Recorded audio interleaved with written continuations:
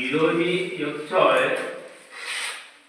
এটুকুৰা মেঘৰ খণ্ডকে খণ্ড মানে টুকুৰা। আমি ভক্তিবিয়া উচ্চ ইংৰাজী বিদ্যালয়ৰ ছাত্ৰ ছাত্ৰীসকলে এটি পাঁচজনীয়া দল খুলিছোঁ। বিকশিত ভাৰত বিদ্যাৰ্থন 2025 চনত আমি অংশগ্ৰহণ কৰিবৰ বাবে আমি পৰিৱেশ প্ৰদূষণ হৈ আছে সেই কথা আমি গম পাইছোঁ আৰু তাৰ বাবে আমি প্লাষ্টিক অপব্যৱহাৰ কৰিব নালাগে।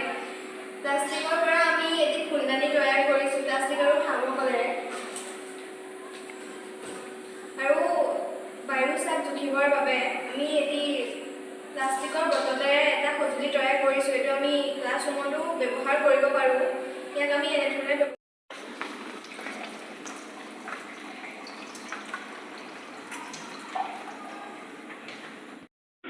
আমি এই সামগ্ৰীসমূহ এইবাবেই প্ৰস্তুত কৰিছোঁ যে আমাৰ পৰিৱেশ প্ৰদূষণ হৈ যায় আৰু আমি প্লাষ্টিকৰ বস্তুবোৰ য'তে ত'তে পেলাই পৰিৱেশ প্ৰদূষণ নকৰাকৈ আমি এই প্লাষ্টিকৰ বস্তুবোৰৰ পৰা ভালকৈ কিছুমান সামগ্ৰী বনাই আমি সামগ্ৰীসমূহ বনাই ঘৰত যাতে পৰিৱেশটো আমি প্ৰদূষণৰ পৰা অলপ হ'লেও আমি ৰক্ষা কৰিব পাৰোঁ।